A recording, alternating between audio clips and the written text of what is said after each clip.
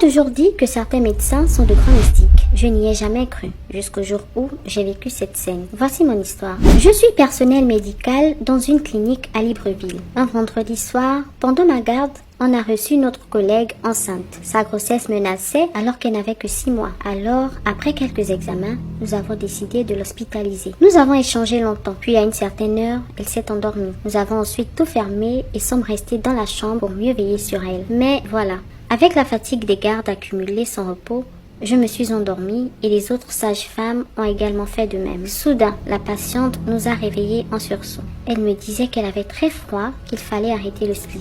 Je me suis levée pour l'éteindre et c'est à ce moment-là que je me suis rendu compte qu'il était déjà 5 heures du matin. Le lendemain, on avait encore garde.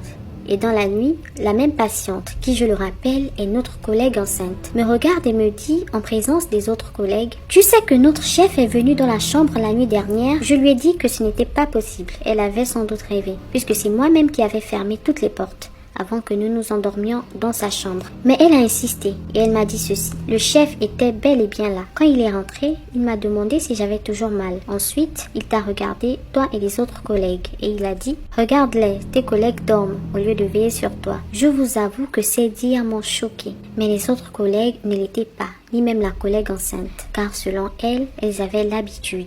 C'est alors qu'elles vont m'expliquer que le docteur travaille physiquement le jour à la clinique et que le soir, quand il est chez lui ou en déplacement, il revient mystiquement veiller sur les malades. En cas de situation grave, il s'implique, ce qui cause alors l'endormissement profond du personnel. Et c'est seulement au réveil que les patients disent que le docteur était là et s'est occupé d'eux. Mes collègues vont renchérir en disant que tous les malades ne savent pas que le docteur vient mystiquement la nuit. Il n'y a que nous, dans l'hôpital, qui le savons, grâce à leurs nombreux témoignages. Le docteur sait que le personnel est au courant qu'il est mystique, mais d'après mes collègues, ils n'ont jamais osé le confronter. Et que, de toutes les façons, du moment où son savoir mystique permet de sauver des vies, cela n'est pas un problème, au contraire. Je vous avoue qu'en tant que nouvelle dans la structure, toutes ces révélations étaient beaucoup pour moi. J'ai tout de même continué à travailler là-bas, mais avec la peur au ventre. Depuis ce jour, je n'ai plus jamais vu mon supérieur de la même manière. Je rappelle que l'histoire se déroule à Libreville. Avez-vous déjà vécu une expérience similaire ou en avez-vous déjà entendu parler? Dites-le nous en commentaire. À très bientôt,